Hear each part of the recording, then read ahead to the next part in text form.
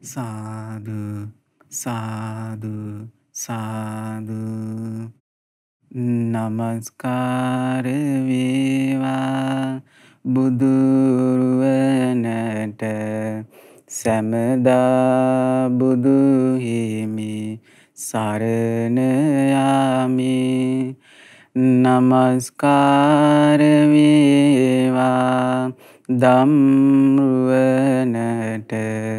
සැමදා සදහම් සරණ යමි නමස්කාර වේවා සංඝරුවනට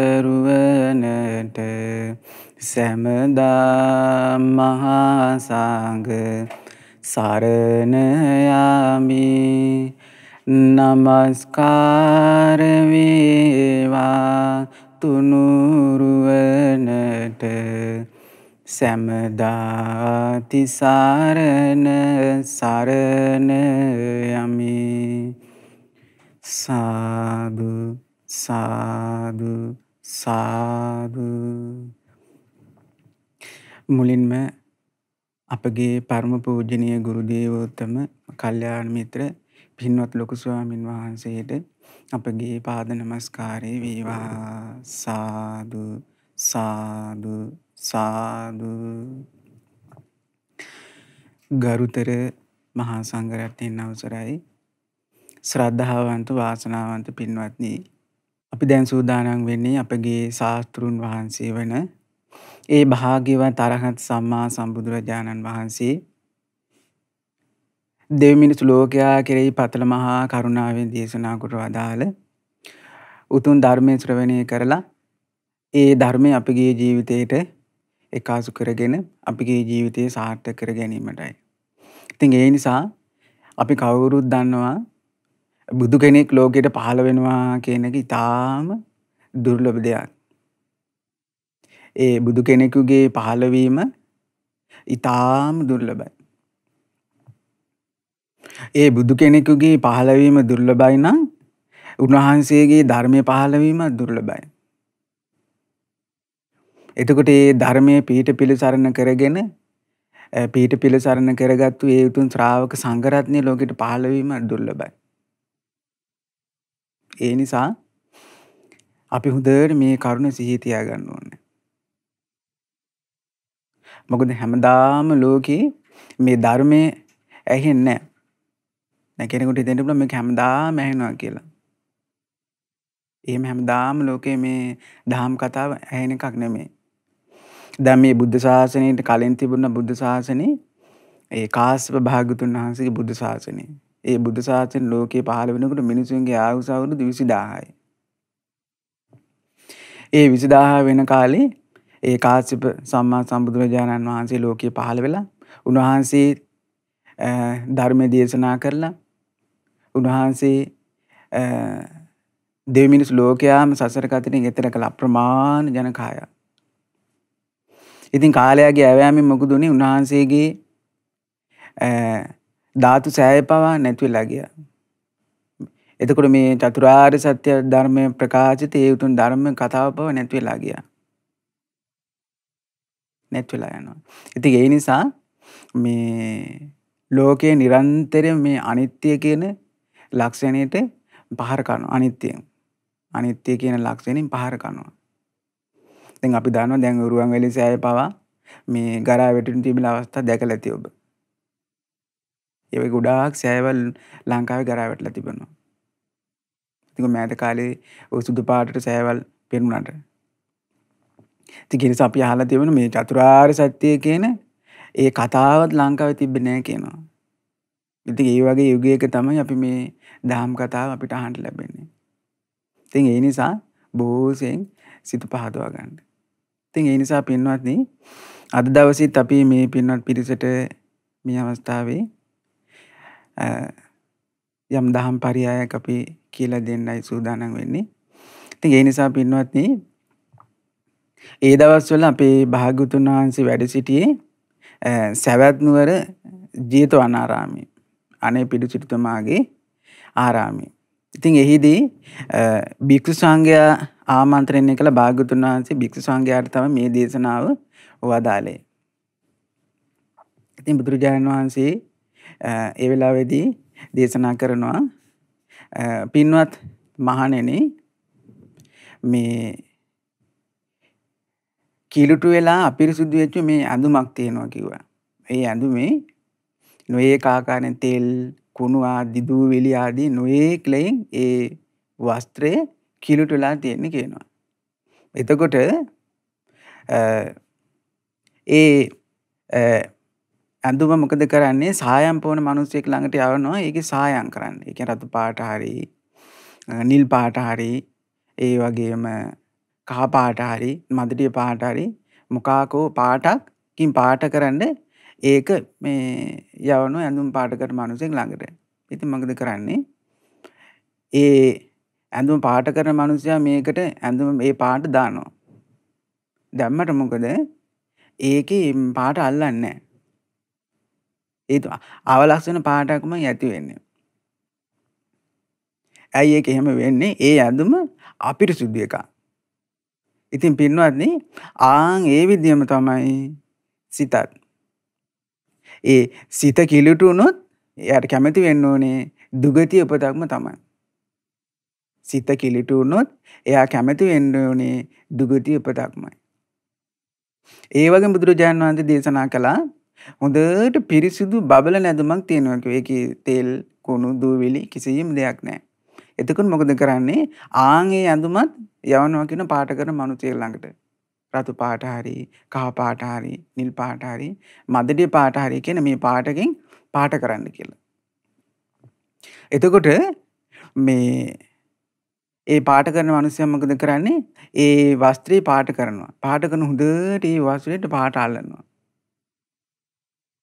ඒ වගේ කියනවා මේ සිතක් වුණත් මේ කිලුට වෙලා නැත්තම් සිත කිලුට වෙලා නැත්තම් එයා කැමති වෙන්නේ කියනවා එයා සැප තියෙන දිව්‍ය ලෝකෙ උපදිනවා කියනවා. ඉපදීම කැමති වෙන්න කියනවා. එතකොට මෙතන කරුණු දෙකක් කියනවා. ඒ තමයි මේ කිලුටු වස්ත්‍රයක් තියෙන එකට පාට කරනවා කියන නමුත් පාට අල්ලන්නේ නැහැ කියනවා. අපිරිසුදු හින්දා. ඒ වගේ කියනවා මේ සිත අපිරිසුදු වුණොත් දුගති උප්පත්ති ලැබෙනවා කියනවා.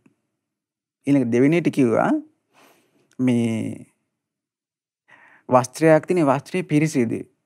කුණු දූවිලි ආදී කිසිම දෙයක් නැහැ. ඒකත් පාට කරන්න යවනවා. එතකොට මොකද කරන්නේ? ඒකේ අර කුණු දූවිලි නැති නිසා හොඳට පාට අල්ලනවා කියනවා. ඒ පාට අල්ලන්න හේතුව තමයි ඒක පිරිසිදුයි. ඒ වගේ කියනවා සිතත්. ඒ පිරිසුදු සිත සුගති ඇරයි යනවා කියනවා. ඉතින් බුදුරජාණන් වහන්සේ දේශනා කරනවා මේ ඔය වගේම තමයි මේ සිතේ නොයෙක් මේ කිලුටු කරන දේවල් ගැන උන්වහන්සේ දේශනා කළා. කිලුටු වෙන දේවල් තියෙනවා කියලා. මේක භාගතුන් දේශනා කරන කතමේච බීකේ චිත්තස් උපක්ඛිලේසෝ. මේ මොනවද මේ සිත මොනවෙන්ද සිත කිලුටු වෙන්නේ? භාගතුන් දේශනා කරනවා අවිජ්ජා විසම ලෝභ. ඒ කියන්නේ තමන් සතුදී තමා ළඟ තබා ගන්නටත් ඒ වගේම අනුන් සතුදී තමන් සතු කර ගන්නටත් ලෝභකම ඇති වෙනවා. ලෝභය. ඒ කියන්නේ තමන් ළඟ තියෙනවා තමන් ළඟම තියාගන්න කැමති. දැන් සමහරව ඉන්නවා ඒ තමන්ගේ පරම්පරාවෙන් එන දෙයක්වත් වෙනස් කරන්නේ නැහැ. මේක පරම්පරාවෙන් ආවේ මේ විදිහට අපිත් මේක කරයි යන්න ඕනේ කියලා ඒක ඒ විදිහටම ආරක්ෂා කරනවා. අතාරින්නේ නැහැ. නමුත් ඇති වැඩකුත් නැහැ. ඒ වගේම තමයි අනුන් සතුදී තමන් කරගන්න මේ කැමති. අනේ ආවලාගේ මේ ආවලා සතුදී මට ලැබෙනවා නම් සිතේ තියෙන එක. ඒ වගේ කියනවා මේ ඒ උපක්ලේශයක් කියනවා විසම ලෝභය. ඒක සිත අපිරිසුදු කරන එක. සිත කිලුටු කරන එක. එතකොට අපි හොඳට හඳුනා ගන්න ඕනේ මේ ලෝභකම කියන එක ඉතාම භයානක දෙයක්. පළවෙනි කරුණ. ඊට පස්සේ පින්වත්නි දෙවෙනි කරුණ ද්වේෂය ඇති වෙනවා. දේශයත් එහෙමයි. දැන් සාමාන්‍යයෙන් දැන් රාගය අපේ සිතට ආවට පස්සේ අපිට ඒක හඳුනගන්න පුළුවන්. දැන් මගේ සිතට රාගය ඇවිල්ලා තිබෙන්නේ කියලා. දේශය එනකොටත් දැන් මගේ සිතේ දේශය ඇවිල්ලා තියෙන්නේ කියලා අපිට හොයාගන්න පුළුවන්. හැබැයි මෝහය එනකොට කවදාවත් දැන් මට මෝහය ඇවිල්ලා තියෙන කියලා මෝහය හොයාගන්න බෑ. මෝහය හොයාගන්න බෑ එහෙම. දැන් ඔය පහුගිය කාලේ ගිය ප්‍රසිද්ධ කතාවක් ගියා බුදුරජාණන් මෙහි උපන්නා කියලා එකක්. ඒක කිව්වේ මෝහයෙන්. ඒ වගේ. ඉතින් ඒ නිසා පින්වත්නි මේ දේශයත් එහෙමයි. දේශය ඇති වෙනකොට මේ මූණ රතු වෙනවා. ඊළඟට අතපය විසිරෙනවා. වේගවත් වෙනවා. ඒ නිසා දේශය අපි හොඳට හඳුනා ගන්න ඕනේ. දැන් ඔය බුදුරජාණන් වහන්සේගේ කාලේ එක සිද්ධියක් වුණා. මේ ඒ තමයි බුදුරජාණන් වහන්සේ දේශනා කළා මේ කකචූපම කියන සූත්‍ර දේශනාවේදී.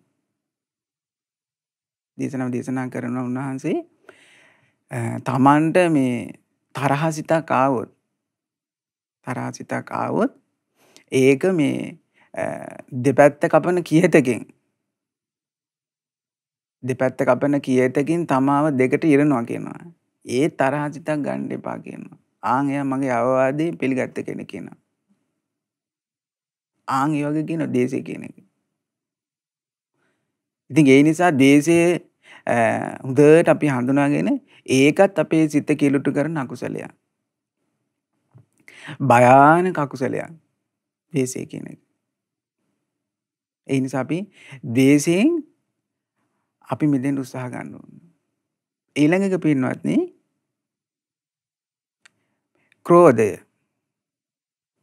ක්‍රෝධයත් එහෙමයි. දැන් ක්‍රෝධය නිසානේ මේ කොහොම දේවල් කරන්නේ. සත්තු මරන්නේ, ඊට පස්සේ හොරකම් කරන්නේ, වැරදි කාම සේවනය කරන්නේ, බොරු කියන්නේ, කේලාම් කියන්නේ, ඊළඟට පරුස වචන කියන්නේ, හිස් වචන කියන්නේ, ඊළඟට තව ලෝභ සහගත සිතුවින් ඉන්නේ, මිසදිටුව ගන්නේ ඒ ක්‍රෝධය නිසා. එතකොට ඒ ක්‍රෝධය කියන එකත් ඊටාම භයානක දෙයක්. ක්‍රෝධය නිසා අපේ ගුණධර්ම වේගයෙන් පිරිහෙනවා. ඒ නිසා ක්‍රෝධය කියන එකත් අපි හොඳට හඳුනාගෙන අපගේ ජීවිතයෙන් ක්‍රෝධය දුරන් කරගන්න ඕන අපි. ඒක පින්වත්නි තුන්වෙනි කාරණාව. ඊළඟට වෛර බැඳ ගැනීම. වෛර බඳිනවා. ඒ වෛර බඳින එකට හොඳ සිද්ධියක් තියෙනවා බෝසතාණන් වහන්සේගේ කාලේ. අපේ භාග්‍යවතුන් වහන්සේ උන්වහන්සේ බෝසත් කාලේ දේවදත්ත නොයේක් වාර ගණන් මේ භාග්‍යවතුන් වහන්සේ පිටිපස්සේ ආවා. සම්බුද්ධත්වයට පත් වෙලත් පිටිපස්සේ ආවා. ඉතින් උන්වහන්සේ බෝසත් කාලේ තව මතක ඇති සේරුවානිජ ජාතකේ. ඒ සේරුවානිජ ජාතකේ අර කදාවලලු කතාවේ ඒකේ තියෙනවා රාජ්‍යට කියනවා අර මේ පොඩි කෙල්ල කියනවා අර කදාවලලු එරයි යනකොට කියනවා අනේ මාච්චි මට මේ වලලක් අරන් දෙන්න කියනවා. එතකොට කියනවා සල්ලි නැහැ කියනවා. එතකොට අර ගේ ඇතුලේ තියෙන මේ මුත්තා කාපු ඒ තැටිය දීලා ගන්න කියනවා මේ වලලු ටික. එතනදී ඉස්ලාමනේ දේවදත්ත. ඒක දේවදත්තට ඔය තැටිය පෙන්නනවා. පෙන්නනකොට මොකද කරන්නේ මේක වැඩක් නැහැ කියලා දම්ල ගහලා යනවා. හැබැයි හිත යට තියෙන ඒක ගන්න අදහස. ඉතින් අපේ දෙවෙනි වෙලෙන්දා තමයි බෝසතාණන් වහන්සේ. ඉතින් බෝසතාණන් වහන්සේ ඇවිල්ලා මොකද කරන්නේ බැලුවා. මේ කට්ටක් අරගෙන සූරල බැලුවා. තැටිය බලද්දි රත්තරන්. ඊට පස්සේ මොකද කියනවා එතකොට බෝසතාණන් වහන්සේ ළඟ තිබුණු ඔක්කොම මේ මාල වලලු ටික දුන්නා. ළඟ තිබු කාහුණු වගේ තිබුණු කාහුණු ටිකත් ඔක්කොම දුන්නා. දීලා බෝසතාණන් වහන්සේ ඒ තැටිය අරගෙන ගියා. ඕන් දැන් දෙවෙනි පාර එනවා. අර පළවෙනිට එපා කියලා ගියපු වෙලෙන්ද ආවා. ඇවිල්ලා අහනවා කෝ ගෙනලා අර මන් දීපු තැටිය. මේ මාල දීලා යන්න කියන. එතකොට කියනවා ඔය වගේ නෙමෙයි හොඳ වෙලෙන්දෙක් ආවා. ඒ වෙලෙන්දා මේ අපිට මේ වලලු ඔක්කොම දීලා තව සල්ලිත් දීලා ඒ තැටි අරගෙන කොහෙටද ගියේ ගාන් අර පැත්තට ගියේ කියන.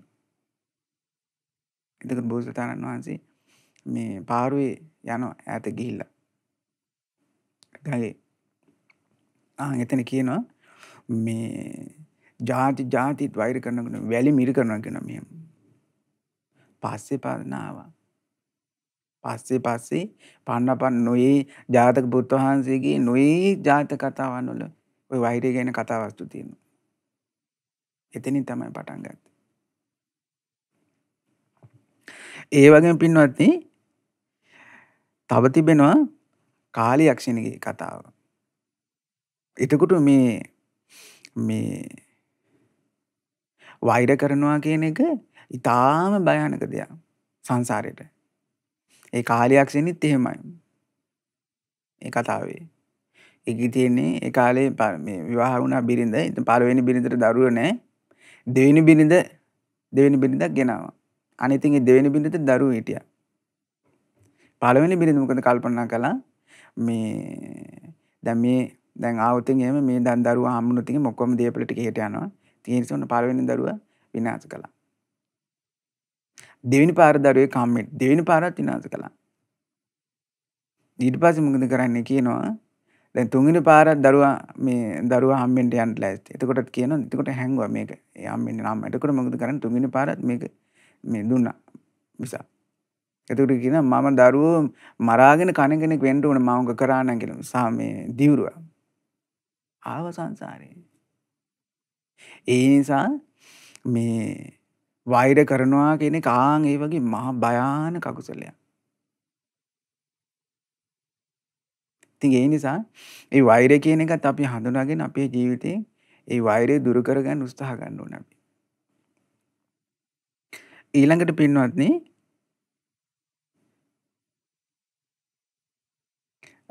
අනුන්ගේ ಗುಣ මකලා දානවා. අනුන්ගේ ಗುಣ මකලා දානවා. මේක මේ සාමාන්‍ය සමාජයේ තියෙන එකක්.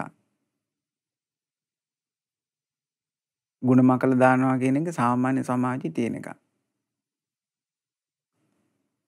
කවදාවත් කෙනෙකුගේ සමහර අය ඉන්න ගුණයක් කියන්න දෙන්නේ නැහැ. දැන් ගුණේ ඉස්මතු කරනකොට කිර නෑ ඉතින් මෙහෙමත් වෙන්න පුළුවන් නේ කියලා අරක වහලා දානවා. වර්තමානයේ නම් වර්තමානයේ දුරකථන නමතුමක් හරි දෙන්න පුළුවන්. අනේ ඕක මෙහෙමයි, ඕකි මෙහෙමයි, ඕකා මෙහෙමයි කියලා කියන්න පුළුවන්.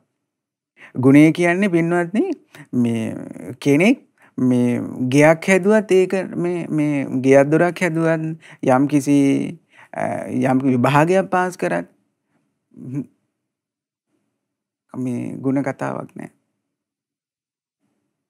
සමහර අය ගොඩාක් උපකාර කරන බොහොම කරුණාවෙන්. ඒ උපකාර කරත් ඒකේ කෙලෙහි ගුණය තියන්නේ. බොහොම මෛත්‍රී උපකාර කරන්නේ. ඒ උපකාර කළාට පස්සේ මොකද කරන්නේ? ඒකේ කෙලෙහි ගුණය තියන්නේ. ඒ නිසා මේ අනුන්ගේ ගුණ මකනවා කියන එක ඊටාම භයානක දෙයක්. තමනුත් වෙනසෙනවා, ඒ අහන කෙනත් වෙනසෙනවා. දෙපැත්තම වෙනසෙනවා. ඉතින් ඒ නිසා ඒ අනුන්ගේ ගුණ මකනවා කියන ඒකත් අපි හොඳට හඳුනාගෙන අපි ඒකෙනුත් දුරස් වෙන්න ඕන. ඊළඟක පින්වත්නි එකට එක කරනවා. ඒකත් තියෙනවනේ. එකට එක කරනවා කියන එක. සාමාන්‍යයෙන් යහපත් දෙයක් නම් එකට එක කරත් කමක් නැහැ. අයහපත් දේවල් එකට එක කරනවානේ. ඒ නිසා එකට එක කරන එක අකුසලයක්. අපේ ජීවිතේට. ඉතින් ඒ නිසා එකට එක කරන එකත් අපි හඳුනාගෙන අපි ඒකෙනුත් අපි දුරස් වෙන්න ඕන. ඊළඟට පින්වත්නි මේ ඊර්ෂ්‍යාව හරිම නපුරු දෙයක්. ඊර්ෂ්‍යාව කියන එක. ඒක ගිහි පැවිදි දෙකොට්ටාසේ ළඟම තියෙනවා. දැන් විහෙරක් හැදුවත්, විහාරයක් හැදුවත්, ඊළඟට බණක් කිව්වත් ඒකට පහදින්නේ නැහැ. ඇයි? ඊර්ෂ්‍යාව හට ගන්නවා. අනික දැන් අපි ඒවා හදන්නේ දැන් බුදුරජාණන් වහන්සේ උදෙසා. වෙන කෙනෙකු උදෙසා නෙමෙයි. ඒත් නමුත් පහදින්නේ නැහැ. ඊළඟට දැන් ගිහි පින්වතුන් ගත්තොත් ගිහි පින්වතුන්ටත් එහෙමයි. දැන් ගිහි පින්වතුන්ටත් ගෙයක් දොරක් හැදුවත්, වාහනයක් ගත්තත්, විභාගයක් පාස් කළත්, ලස්සන ඇඳුමක් ඇඳත් ඉන්න බෑ. වෙන උත්සවයක් ගත්තත් ඊළඟ කල්පනා කර මම ඌට වඩා ඉහළින් කරන්නේ. තටු 2 ගයක් හැදුවොත් මොකද කියන්නේ මම තටු 3 ගයක් හදනවා. එහෙමයි. ඉතින් ඒ නිසා ඊර්ෂ්‍යාව කියන එක ඒ වගේ දෙයක්. පින්වත්නි ඊර්ෂ්‍යාව කොයිතරම් මේ දුරට දුවනවද කියන්නේ දරා ගන්න බැරිම නම් කොඩි වෙනයක් හරි කරනවා. ඌණියමක් හරි කරනවා. ඒ තරම් දුරට පිරිනවා. ඉතින් ඒ නිසා ඒ ඊර්ෂ්‍යාව කියන කරුණත් අපි හොඳට හඳුනාගෙන ඒ අකුසලයේ අපේ සිතෙන් දුරු කරගන්න අපි උත්සාහයක් ගන්න. ඉතින් ඊර්ෂ්‍යාව දුරු කරගන්න බොහෝ විට හොඳයි මුදිතාව දියුණු කිරීම. ඊළඟට පින්වත්නි මසුරුකම. දැන් මසුරුකමත් සාමාන්‍යයෙන් කෙනෙකුට තියෙනවනේ. කෙනෙකුට තියෙනවල මසුරුකම. ඒ කියන්නේ තමන් සතු දෙයක් වෙන කෙනෙකුට දෙන්නේ නැහැ. ඒකට කියන මසුරුකම. එතකොට ඒකත් මේ සිතේ ඇති වෙන කිලුට. එතකොට මේ මසුරුකම දුරු කරගන්න ගොඩාක් දුරට අපිට තියෙන්නේ අත්හැරීම පුරුදු කරන්න ඕන. මසුරුකම දුරු කරගන්න අත්හැරීම පුරුදු කරගන්න ඕන. දැන් සමහර අය ඉන්නවා මේ විනාශ වෙලා යන දෙයක්වත් දෙන්නේ නැහැ. තමන් විනාශ වෙලා යන දේවල් තියෙනවා. දැන් ගත්ත උදාහරණයකට ගත්තොත් වත්තේ පිටියේ ගස්වල යම් දේවල් වැට ඒ දෙහිම දෙයක්වත් දෙන්නේ නැහැ. ඉතින් ඒ නිසා ඒ මසුරුකම කියන එකත් අපේ මේ කුසල් සිත් වනසට දාන එක. දැන් බලන්න අර මේ කෝසි සිටානු. කෝසි සිටානුන්ට මේ නගරයේ ඉන්න දිරුදු මිනිස්සෙක් කැවුමක් කනවා දැකලා ආසා හිතුන කැවුමක් කන්න. මේ කෝසි සිටානන්ට. ඊට පස්සේ ඕක කියන්නේ නැහැ දැන් ගෙදර ගිහිල්ලා. ගෙදර ගිහිල්ලා ඒ සිටු දුවණිට කියන්න බෑ කිව්වේ නැහැ. ඉතින් ඇහුවා ඊට පස්සේ කියන්න කියලා පෙරැත්ත කළා. ඒ පෙරැත්ත කළාට පස්සේ මොකද කරන්නේ ඊට පස්සේ කිව්වා මේ විදියයි මට මේ කැවුමක් කන්න. ඊට පස්සේ අයියෝ පුංචි දෙයන්නේ කිව්වා. අපි මේ මුළු නගරෙටම දෙමු කිව්වා. කැවුම් හදලා. ඊට පස්සේ කියනවා නගරෙට මොකටද කියලා අහනවා. ඊට පස්සේ කියනවා එහෙනම් අපි මේ ගමටම දෙමු. ගමට මොකටද කියලා ඇහුවා. ඊට පස්සේ අපි මේ වීදියටම දෙමු කිව්වා. වීදියට මොකටද කියලා ඇහුවා. ඊට පස්සේ කියනවා එහෙනම් අපි මේ සිටු මාලිගාවටම අපි දෙමු. සිටු මාලිගාවට මොකටද කියලා ඇහුවා. ඊට පස්සේ එන ඔබතුමාට හදන්නම් කිව්වා. එතකොට බලන්නකෝ මේ කැවුමකට මේ තරම් ලෝභකම. පස්සේ ඉතින් අපේ මොග්ගලන් මහ රහතන් වහන්සේ වැඩි ඒ අවස්ථාවේ. ඊට පස්සේ කිව්වා අනේ මම මේ උඩ තට්ටුවට ආවා කැවුමක් කන්න. මම දැන් මුන්නාන්සේ මෙතෙන්ටත් ආවනේ කියලා. ඊට පස්සේ මොකද කරන්නේ බොහොම පිටි චුට්ටක් දැම්ම අතට දානකොට ඒ කැවුම විශාල වුණා. පස්සේ ඒක දුන්නේ නැහැ. පස්සේ කොහමරි කැවුම් ටික කොහමරි මේ කැවුම් ඔක්කොම අඳුන්නේ එකට වුණා. කැවුම් පොදියක් හදලා. ඉතින් ඒ නිසා මසුරුකම කියන එක ඒ වගේ දෙයක්. කවදාවත් මේ පොදි බඳින්න එපා. දෙන්න පුරුදු වෙන්න. අත්හැරීම පුරුදු කරන්න. හොඳට අත්හැරීම කියන එක පුරුදු කරන්න ජීවිතේට. හොඳට දාන දෙන්න පුරුදු වෙන්න.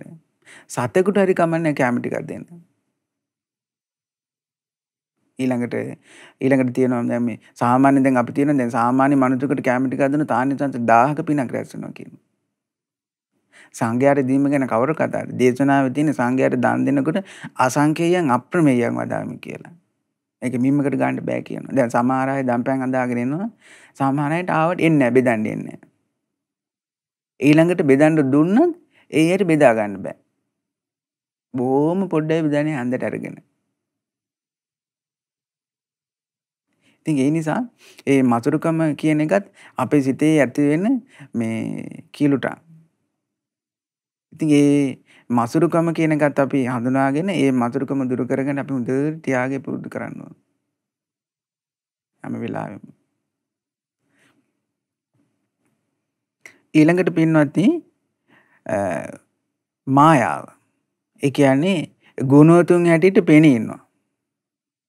ගුණෝතුන් හැටියට පෙනී හිටිනවා. ඒකත් අපේ තියෙන අකුසලයක්. ඊළඟට පින්වත්නි කපටිකම. ඒකත් එහෙමයි. හරි කට්ට කෛරා ටික කියන්නේ. ඒ කපටිකම් කිරීමත් අපේ ජීවිතේ ඊටාම නරක දෙයක්. ඒ අකුසලයේ අපි හඳුනාගෙන අපි ඒ කපටිකමෙනුත් අපි දුර වෙන්න ඕන. ඊළඟට පින්වත්නි මේ දැඩි ඒ කියන්නේ මේ සාධාරණ අදහස් වලට මේ විරුද්ධ වෙනවා. යම් සාධාරණ හේතුවක් මත යම් කතා කරන දේවල් තියෙන ඒකට පවා විරුද්ධ වෙනවා. දැඩි වෙනවා. ඊළඟට තරඟයට වැඩ කරනවා ඊළඟ එක. දැන් එතකොට අපි එතන 12ක් කතා කළා. අපේ සිතේ ඇති වෙන අකුසල් 12ක් කතා කළා. මොනවද? පළවෙනි එක තමයි ලෝභකම. පළවෙනි එක ලෝභකම. ඊට පස්සේ පින්වත්නි දෙවෙනි එක තමයි ද්වේෂය. ඊට පස්සේ තුන්වෙනි එක ක්‍රෝධය. ඊළඟට වෛරය. ඊළඟට තමයි අනුන්ගේ ගුණ මකලා දානවා. ඊළඟට එකට එක කරනවා. ඊළඟට ඊර්ෂ්‍යාව. ඊළඟට තමයි මසුරුකම. ඊළඟට තමයි ගුණෝතුන් හැටියට පෙනී ඉන්නවා. ඊළඟ එක තමයි කපටිකම. ඊළඟ එක තමයි දැඩි බව. ඊළඟ එක තමයි තරඟයට වැඩ කරනවා. ඉතින් ඒ නිසා හොඳට මේවා අපි හඳුනා ගන්න. මේ ප්‍රධානම දේ තමයි මේ වගේ සිද්ධ වෙන්නේ.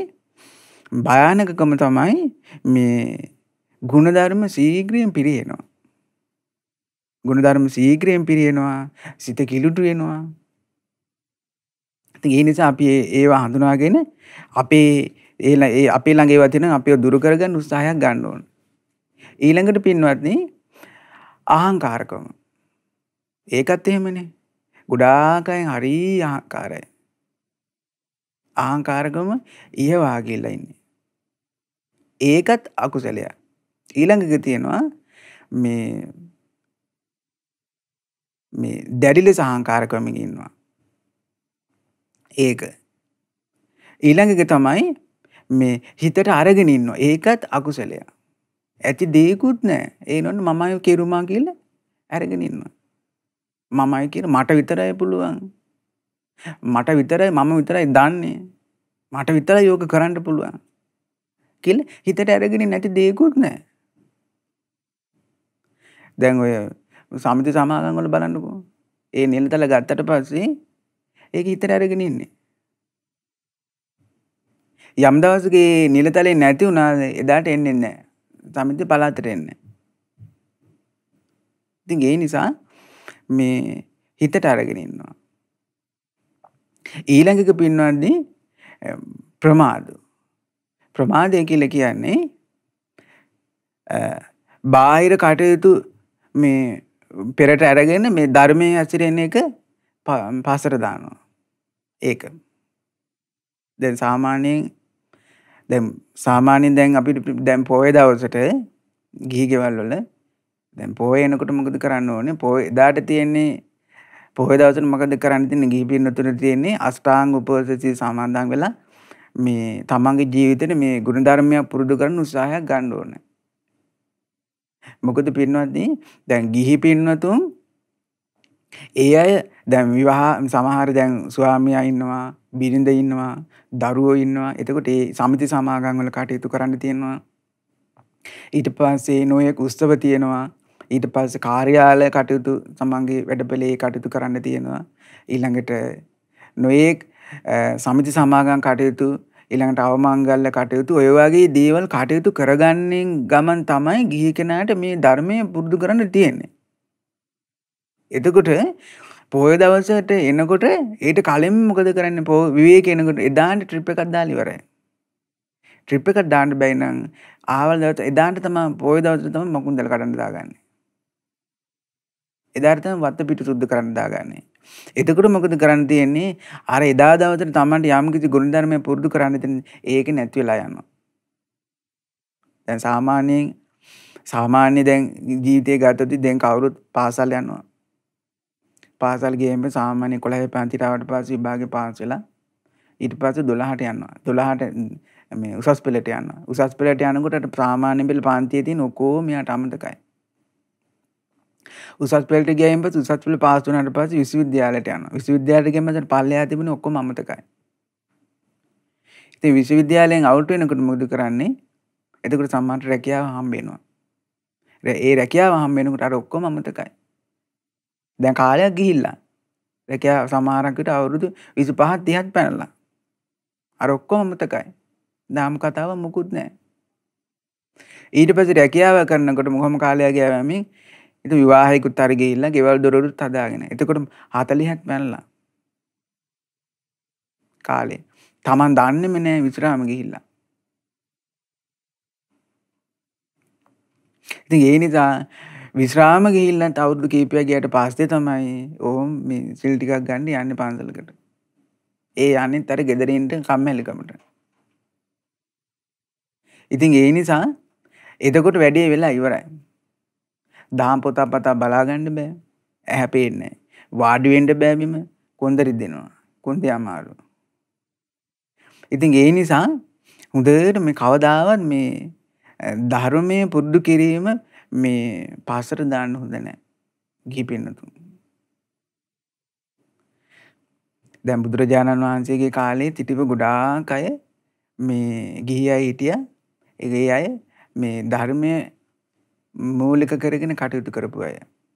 ධර්මයෙන් පිරට අරගෙන. ඒ නිසා කවදාවත් ධර්මයේ පස්සට දාන්න එපා. ඒ නිසා තමන්ට ලැබෙන හැම අවස්ථාවෙම තමන් ධර්ම ශ්‍රවණය කරන්න ඕනේ. භාගතුන් වහන්සේගේ බණ අහන්න ඕනේ. ඊට පස්සේ ලැබෙන හැම අවස්ථාවකම තමන් මේ දහම් පොත්පත් කියවන්න තමගේ ධර්ම ඥානය දියුණු කරගන්න. ඊළඟට දම්පැන් පූජා කරන්න සංඝයා විසින්. ඊළඟට භාගතුන් වහන්සේගේ විහෙර විහාර තියෙනවා. උතුම් ස්ථාන. ඒ උතුම් ස්ථාන වලට ගොස් ඒවා වන්දනාමාන කරගෙන පින් රැස් කරගන්න ඕනේ. ඒ නිසා ධර්මයේ හැසිරෙන එක කවදාවත් පාසට දාන්න එපා. ඒක අයහපතක් පිණිස පවතිනවා. මොකද තමන්ට මේ කටයුතු කරන්න තියෙන්නේ ඒ ගිහි ජීවිතයේ කටයුතු කරගන්න ගමන්මයි. ගිහි ජීවිතයේ කටයුතු කරගන්න ගමන්මයි මේ කටයුතු කරගන්න තියෙන්නේ. ඉතින් ඒ නිසා පින්වත්නි මේ ප්‍රමාදය කියන එකත් එතන අකුසලයක් ඇටියට තමයි තියෙන්නේ. ඉතින් ඒ නිසා ඔය කියපු කරුණු අපි හොඳට හඳුනාගෙන අපි උත්සාහයක් ගන්න ඕනේ ඒවා අපෙන් දුරස් කරගන්න. ඉතින් බුදුරජාණන් වහන්සේ දේශනා කළ ඒ වෙලාවේදී මේ විදිහට මේ කියපු කරුණු ඔය කියපු අකුසල් හඳුනා ගන්න ඕන. තමන්ගේ අකුසල් හඳුනාගෙන ඒවා ප්‍රඥාවෙන් දැකලා ඒවා ප්‍රහාණය කරගන්න තමන් උත්සාහවත් ගන්න ඕන. එතකොට ඒවා ප්‍රඥාවෙන් දැකලා උත්සාහයක් ගත්තට පස්සේ මොකද කරන්නේ? ඒ කෙනාට ගොඩාක් සතුටටපත් වෙන්න පුළුවන්. ඇයි? එයා කොහොමද සතුට වෙන්නේ?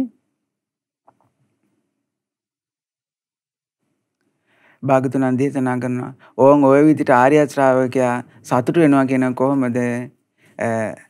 සිතක් කිලුට කරන දේවල් ගැන සිතක් කිලුට කරන දේවල් බැහැර වුණොත් ඒ සිත කිලුට කරන දේවල් සිතින් බැහැර වුණොත් ඒක හරියට වමන දැම්මා වගේ කියනවා.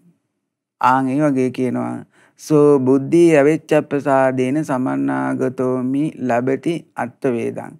අනේ මං භාග්‍යවතුන් වහන්සේ කෙරෙහි නොසෙල් වෙන ප්‍රසාදයකින් යුක්ත කෙනෙක් නේද කියලා සිත පහදවා ගන්නවා කියනවා. ඒ නිසා හොඳට පින්වත්නි බුදුරජාණන් වහන්සේ ගැන සිත පහදවා ගන්නවා. කොහොමද ඒ භාග්‍යවතුන් වහන්සේ අරහං. උන්වහන්සේට රාග දේශ මොහ නැහැ. ඒ නිසා උන්වහන්සේ අරහං. ඒ වගේම තමයි උන්වහන්සේ ස්වයම්භූ ඥාණයෙන්ම චතුරාර්ය සත්‍ය ධර්මය අවබෝධ කරගත්තා. සම්මා සම්බුද්දයි කියලා උන්වහන්සේට පහදිනවා. ඊට පස්සේ උන්වහන්සේ අෂ්ට විද්‍යාවන්ගෙන් චරණ ධර්මයන්ගෙන් සමන්විතයි කියලා උන්වහන්සේ විද්‍යාචරණ සම්පන්නයි කියලා උන්වහන්සේට පහදිනවා. ඊට පස්සේ උන්වහන්සේ මේ අන්ත දෙකට නොපෙපෙන මධ්‍යම ප්‍රතිපදාව කියන සුන්දර නිවන් මාර්ගට උන්වහන්සේ පිළිපන්නා සුගත කියලා උන්වහන්සේට පහදිනවා. ඊට පස්සේ උන්වහන්සේ සියලු ලෝකයන් පරිපූර්ණ වශයෙන් අවබෝධ කරගත්තා. ලෝකවිදු කියලා උන්වහන්සේට පහදිනවා. ඒ වගේම උන්වහන්සේ මේ දනු මුකුරු මොකුත් ගන්නේ නැතුව සැරපරුස ගන්නේ නැතුව උන්වහන්සේ ධර්මයේම මිනිසු දමනය කරනවා. අනුත්තර පුරුෂ ධම්මසාරති කියලා පහදිනවා. ඒ වගේම තමයි උන්වහන්සේ දෙවියන්ගේ මිනිසුන්ගේ ශාස්ත්‍රුන් වහන්සේ. සත්තා දේව මනුසාන. ඊළඟට පින්වත්නි බුද්ධ කියලා කියනවා. ඒ කියන්නේ උන්වහන්සේ මේ චතුරාර්ය සත්‍ය ධර්මයේ අවබෝධ කරලා දෙනවා. එඳා බුද්ධ කියලා කියන මේ සියලු ගුණයන් උන්වහන්සේ දරා ගන්න භාග්‍යවන්තයි. ඒ නිසා භගවා කියලා කියනවා. ඕන් ওই විදිහට බුදුරජාණන් වහන්සේගේ ගුණ ගැන පහදිනවා. ඊට පස්සේ එයා ධර්මය ගැනත් පහදිනවා. භාග්‍යවතුන් වහන්සේගේ ධර්මයේ ඒකාන්තයෙන්ම සුවක්කාතයි. මුල මැද අග පිරිසුදු ධර්මයක් සුවක්කාතයි කියලා පහදිනවා. ඒ වගේ මේ ධර්මයේ සම්දිට්ඨිකයි කියලා පහදිනවා. ඒ ධර්මයේ ඕනෑම කාලයකදී ඒ විදිහටම අවබෝධ කරන්න පුළුවන්. අකාලිකයි කියලා පහදිනවා. එතකොට ඕන කෙනෙකුට ඇවිල්ලා මේ ධර්මයේ බලන්න පුළුවන්. ඒ ඊපස්සිකයි. ඊළඟට මේ ධර්මයේ තමා තුළට පමුණවා ගන්න එක. අනුන්ට පමුණවන්න එක නෙමෙයි මේක ධර්මය. දැන් මේ කියපු උපක්ලේශ ආවලාගේ තියෙනවා. ආවලා දේශයෙන් යුක්තයි. ආවලා ළඟ ආවලා ඉරිසියාකාරයා. ඊට පස්සේ ආවලා මේ ಗುಣ මකනවා. එහෙම අනුන්ට ගලපන්න නෙමෙයි තියෙන්නේ මේක. උදේට මතක තියාගන්න තමන්ට ගලපන්න තියෙන්නේ. තමන් ළඟ බලන්න තමන් ළඟ මේ ඊර්ෂ්‍යාව කියන කරුණ තියෙනවද? ද්වේෂය කියන එක තියෙනවද? එකට එක කරන එක තියෙනවද? දැඩි බව තියෙනවද? මසුරුකම තියෙනවද? ඊර්ෂ්‍යාව තියෙනවද? ඊළඟ ධර්මයේ ඇතින ප්‍රමාදේ තියෙනවද? ඒවා මේ අනිත් අයට නෙමෙයි බලන්න. තමන්ට ගලපලා බලන්න. තමන්ට ගලපලා බලලා තමන් බලන්න තමන්ගේ මේක මේ අඩු කරගන්න. ඒ නිසා ධර්මයේ ඕපනායකයි. ඊට පස්සේ ඊළඟ පින්වත්නි මේ බුද්ධිමත් කෙනා තමයි මේක තම නැන පවණින් අවබෝධ කරන්නේ. පච්චත්තං වේදිතබ්බෝ. ආන් ඒ වගේ ධර්මයට පහදිනවා. ධර්මයට පහදිනවා. ඊළඟට පින්වත්නි ශ්‍රාවක සංඝ රත්නය කෙරෙහිත් යාසිත පහදවා ගන්නවා. කොහොමද මේ භාගතුන් වහන්සේගේ ශ්‍රාවක සංඝයා සුපටිපන්නයි. රාග දේශ මොහ ප්‍රාණයකට වැඩ පිළිවෙල බැසගෙන ඉන්න සුපටිපන්නයි. ඒ භාගතුන් වහන්සේගේ ශ්‍රාවක සංඝයා ආර්ය අෂ්ටාංගික මාර්ගයේ ගමන් කරන උජ්ජපටිපන්නයි. ඒ භාගතුන් වහන්සේගේ ශ්‍රාවක සංඝයා චතුරාර්ය සත්‍ය ධර්මය අවබෝධ කරගන්න වැඩ පිළිවෙලකට බැසගෙන ඉන්න ඥාය පටිපන්නයි. ඒ වගේම තමයි භාගතුන් වහන්සේ මහා කරුණාවෙන් දේශනා කරපු ධර්මයේ ලෝකෙට කියා දෙනවා. සාමීච පටිපන්නයි. ඒ භාගතුන් වහන්සේගේ ශ්‍රාවක සංඝයා පිළිවෙලින් ලැබෙන මඟඵල වලින් යුක්තයි.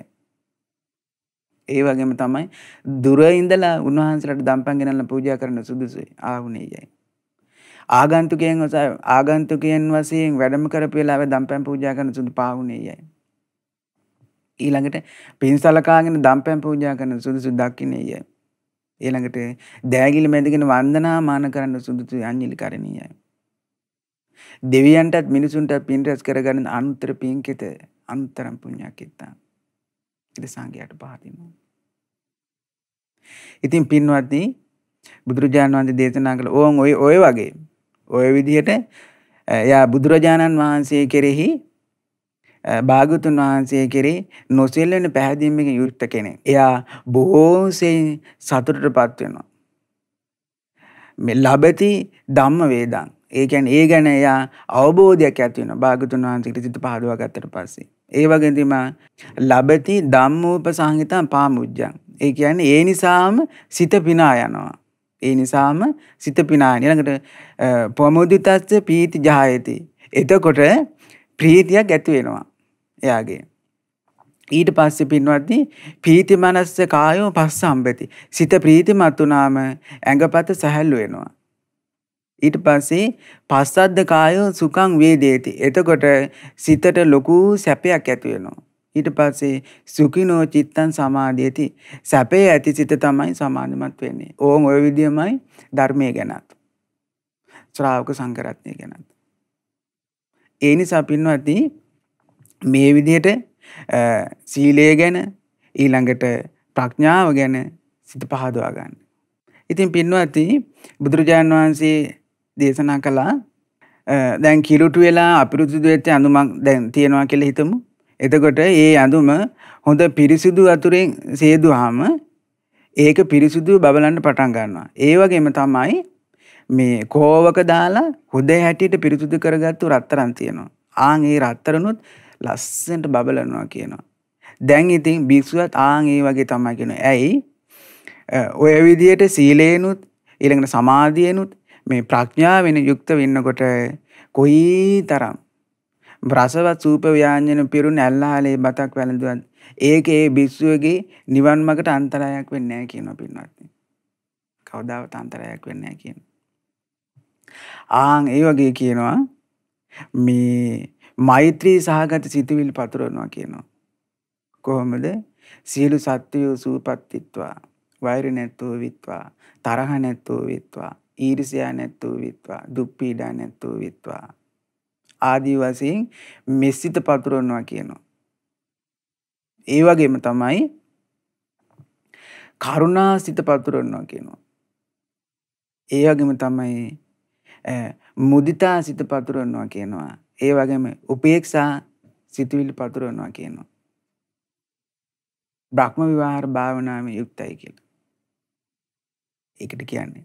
ඒ නිසා පින්වත්නි ඒ භික්ෂුව භාගතුන් දේශනාන් ඒ භික්ෂුව අවබෝධ කරගන්නවා මෙන්න මෙහෙම මේ තියෙන්නේ දුකක් කියලා. මේ ලාමක දුක හටගන්නේ මෙහෙමයි කියලා මේ උතුම් බ්‍රහ්ම විහාර භාවනාවකුත් තියෙනවා කියලා ඒ බ්‍රහ්ම විහාර සංඥාවට වඩා උතුම් අමාමා නිවනකුත් තියෙනවා කියලා එයා සිත පහදවා ගන්නවා. මේ විදිහට දැනගත්තාට පස්සේ දැකගත්තාට පස්සේ එයා මොකද කරන්නේ? එයා කාමාශ්‍රවයන්ගෙන් නිදහස්. ඒ වගේම තමයි භවආශ්‍රවයන්ගෙන් නිදහස්. අවිජ්ජාශ්‍රවයන්ගෙන් එයා නිදහස් වෙනවා. භාගතුන් වහන්සේ එතන දේශනා කරනවා එයා සියලු දුකින් නිදහස්. එයා අවබෝධ කරනවා මොකද එයා නිවන් මඟ සම්පූර්ණ කරගත්තා. කල යුතු දේ කළා. ඊළඟට තියෙනවා ආයෙනම් මට ඉපදීමක් නැහැ කියලා එයා මොකද කරන්නේ? එයා අවබෝධයටපත් වෙනවා. ආන් ඒ භික්ෂුට කියන්නේ ජීවිතය ඇතුලේ තියෙන වතුරෙන් හොඳට නාගත්තු කෙනා කියලා. ඊට පස්සේ එතන හිටියා මේ සුන්දරීක භාරද්වාජ කියන මේ බ්‍රාහ්මණෙක් වාඩිලා හිටියා. ඒ බ්‍රාහ්මණයා මොකද කරන්නේ? භාගතුන් වහන්සේට කියනවා මේ භාගතුන් වහන්සේ පවා මේ බහුකා කියන මේ ගංගාවට පැම්පාසෙන්ට වඩිනවා නේද කියලා කිව්වා. එතකොට කියනවා මේ බ්‍රාහ්මණය ඔය බහුකා කියන ගංගාව මොකක්ද කියනවා. ඔය බහුකා කියන ගංගාව ගැන බොහෝ දෙනෙක් හිතාගෙන ඉන්නේ ඕක පුණ්‍ය තොටුපළක් කියලා. ඔය බහුකා කියන ගංගාව පින් තොටුපළක් හැටියට තමයි බොහෝ දෙනෙක් මේ හිතාගෙන ඉන්නේ. මේ සම්මත කරගෙන ඉන්නේ. ඒ වගේමයි ඔය ගිලිලා ඕකේ නාලා පව හොදනවා කියලා. එතකොට භාගතුන් වහන්සේ දේශනා කරනවා භාගතුන් වහන්සේ මේ විදිහට සුන්දරික පරිබ්‍රාජ බ්‍රාහ්මණ ගාථා වලින් කියනවා මේ ඔය බහුකා ගංගාව ඒ වගේම අධිකක්ක තීර්ථය ගයා තීර්ථය සුන්දරිකා ගංගාව සරස්වතී ගංගාව ප්‍රයාග තීර්ථය බාහුමති නදී ආදී තැන් තියෙනවා තමයි. ඒ වගේම තමයි පව් කරන අඥාන උදවිය ඔය වතුරකට හැම තිස්සෙම බැහැලා හිටියත් පිරිසුදු වෙන්නේ නම් නැහැ කියනවා. ඒ බඳු කෙනෙකුට ඔය සුන්දරිකා ගංගාව කුමක් කරන්නද කියලා අහනවා. ප්‍රයාග තීර්ථය කුමක් කරන්නද කියලා අහනවා. බහුකා නදිය කුමක් කරන්නද කියනවා. ඇයි හේතුව පින්වත්නි වෛර කරන නපුරුකම් කරන ඒ අඥානය පිරිසුදු කරන්න ඔය වතුරට බෑ කියනවා. දැන් එතකොට බලන්න දැන් ඔය පහුගිය කාලේ දැන් නැකතට ඔක කළානේ. ඒත් ඉතින් මේ වගේ එකක් තමයි කවදාවත් බෑ පින්වත්නි. කිසි දවසක නැකතකට මේ අකුසල් ප්‍රහාණය කරන්න බෑ. සිත පිරිසුදු කරන්න බෑ. අකුසලයකට. කවදාවත් සිත පිරිසුදු කරන්න බෑ මේ විදිහට වතුර නාලා.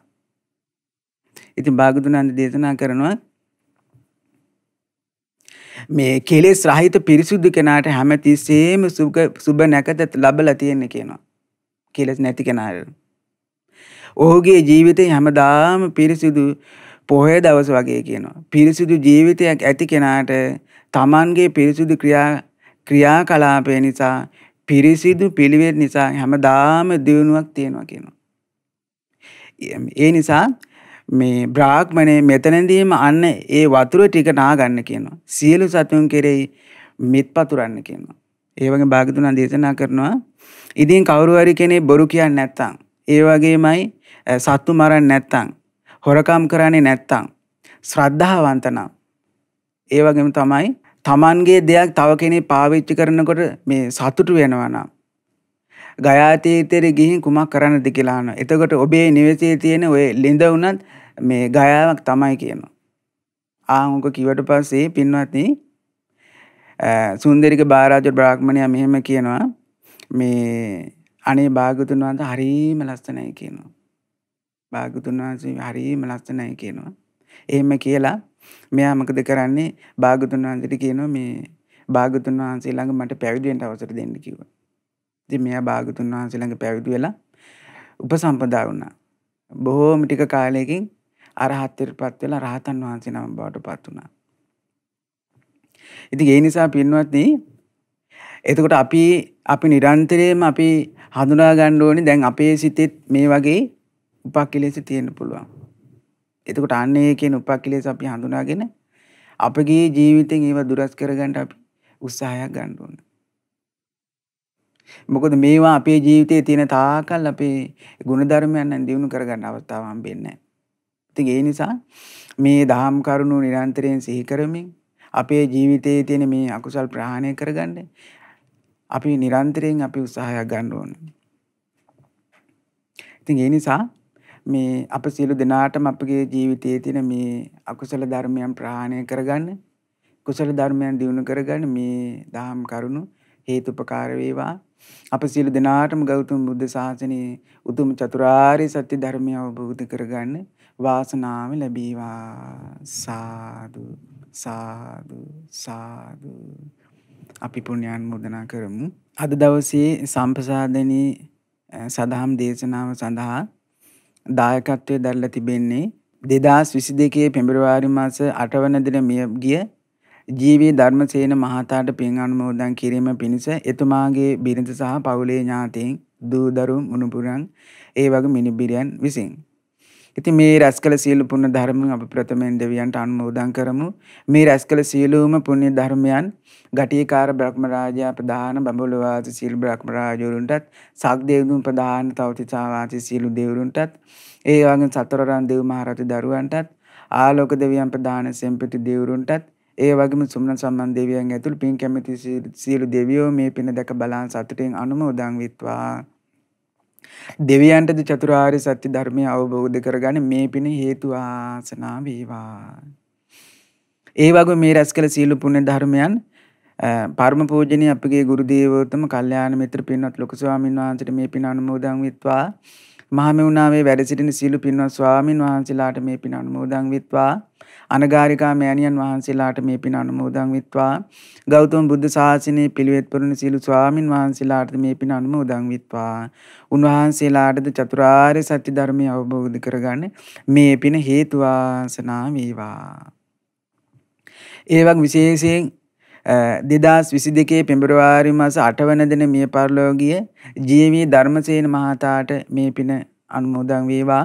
ඒ වගේම 1987 දෙසැම්බර් මාස 5 වන දින මිය පරලෝකීය එස්.ඩබ්ලිව්.පී. සමරතුංග පියාණන්ට සහ 1996 අගෝස්තු මාසයේ 19 වන දින මිය පරලෝකීය එන්.එම්. නාමරත්න මෑණියන්ට මේ පින අනුමෝදන් වේවා.